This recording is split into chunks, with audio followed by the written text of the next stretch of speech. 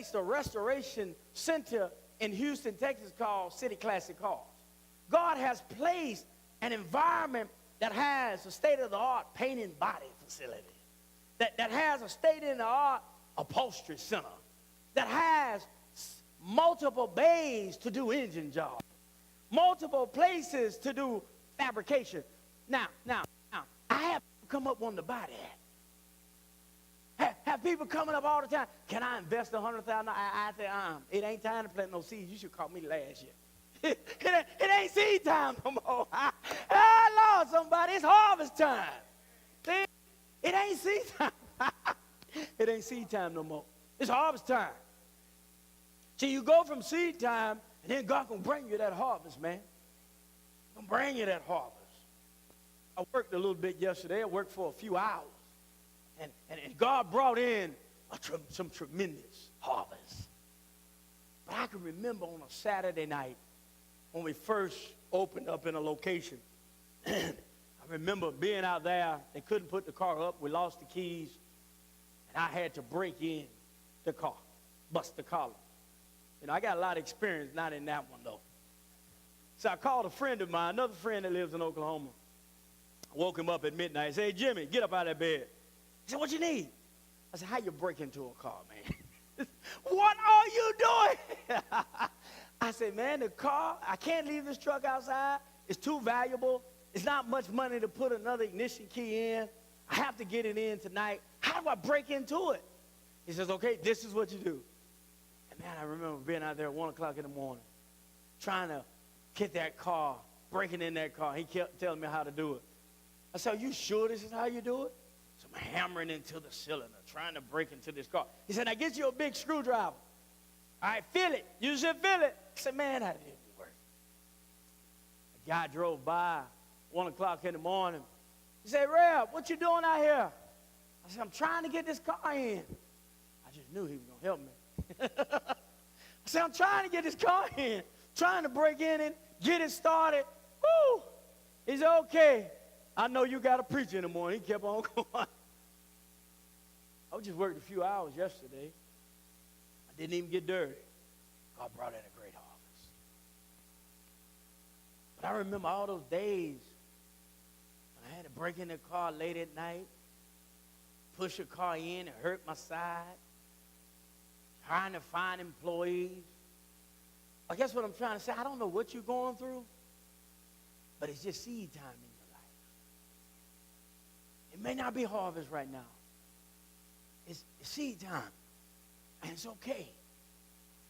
Trust God in the seed. Trust that he's going to grow it. Trust that he's going to magnify it. I had something else to say. Maybe I'll say it next week. I don't want to hold you. There's a lady who was running Boston Marathon back in 1980. She ran this race, Boston Marathon, one of the greatest marathons ever. Here some years ago, remember there was a bomb that was placed to hurt so many people because they knew so many people run the Boston Marathon. And the media has full attention over the Boston Marathon. Boston Marathon is arguably, if not the greatest marathon race in the world, it's certainly one of the greatest races that anyone can run. And to win the Boston Marathon says something about your fortitude. It says something about your perseverance. It says something about your belief. It says something about your faith. The faith to know you can not only finish the race, but you may finish it in record-breaking time. And so you have great professionals running this Boston Marathon, and some of them are trying to win. And then you have others that are running this marathon, and their goal is just to finish. Well, in 1980, this lady ran the marathon. No one knew her. She never ran a marathon before. And she took off, and she was leading the pack. She was on record-breaking time. I mean, she ran so far and so fast, they lost sight of her. And when they saw this lady again, she was crossing the finish line as the victor and record-breaking time. Pretty amazing, huh? So they were amazed how she finished so fast. How did this lady that we don't know, that never ran a marathon before, how did she get to the finish line so fast? So they began to go back through the data. They began to research the evidence. And they found that she ran to the subway. And she rode the subway 16 miles. She got off the subway and she finished the race in record-breaking time. So they disqualified her for not running the race properly. I want someone today to know, when you're walking in faith, the journey may feel heavy. When you're going through faith and trusting God, it's so easy to trust in yourself. And trusting in yourself is like getting on that subway expecting to arrive at God's finish line. God has a race for me to run. God has a race for you to run. The race that he has for me to run may be a health challenge. The race he has for me to run may be a financial difficulty. The race that he has for you to run may be financial challenges, maybe family difficulties. It may involve a few steps, a few miles of unemployment. I don't know what race you're running. I don't know how difficult your race may be. I know of someone in history that had to run a race, a person who was here from the beginning of time, a person who decided to clothe himself in a new outfit, a person who decided to enter a new marathon that he never ran in before.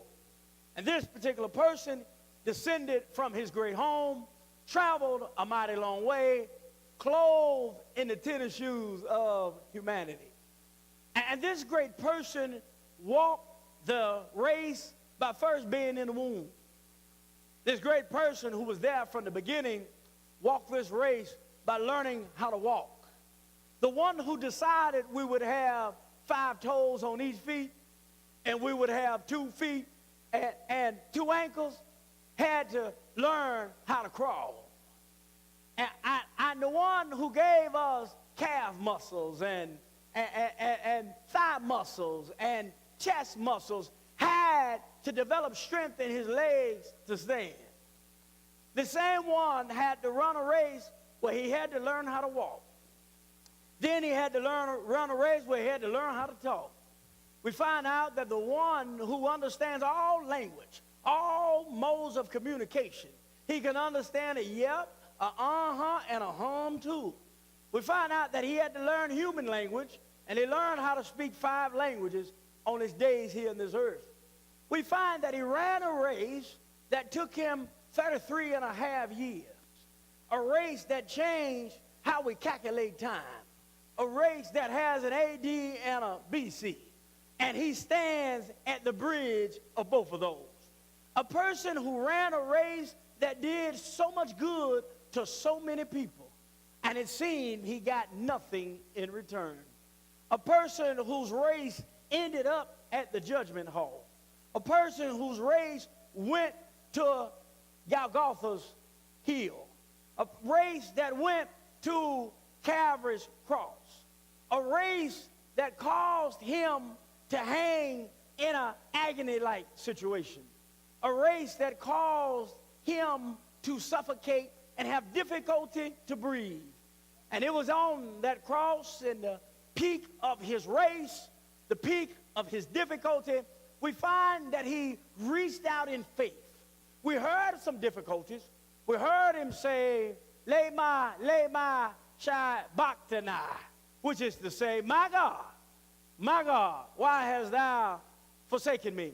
But the story goes on to say, as he continued the race, and when he crossed the finish line, he says, Father, into thine hands I commend my spirit.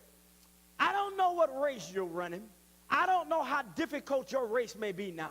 But if you will do like Jesus did and commend your situation, commend your pain, commend your perplexing moment into the hands of God Almighty, I believe, though it may appear that you're dying, though it may appear that you're sleeping in the earthen soil, I want you to know that every seed that's planted in faith, truth cast to the earth, will always rise again.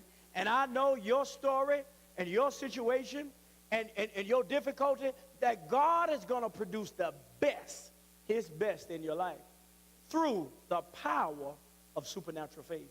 Father God,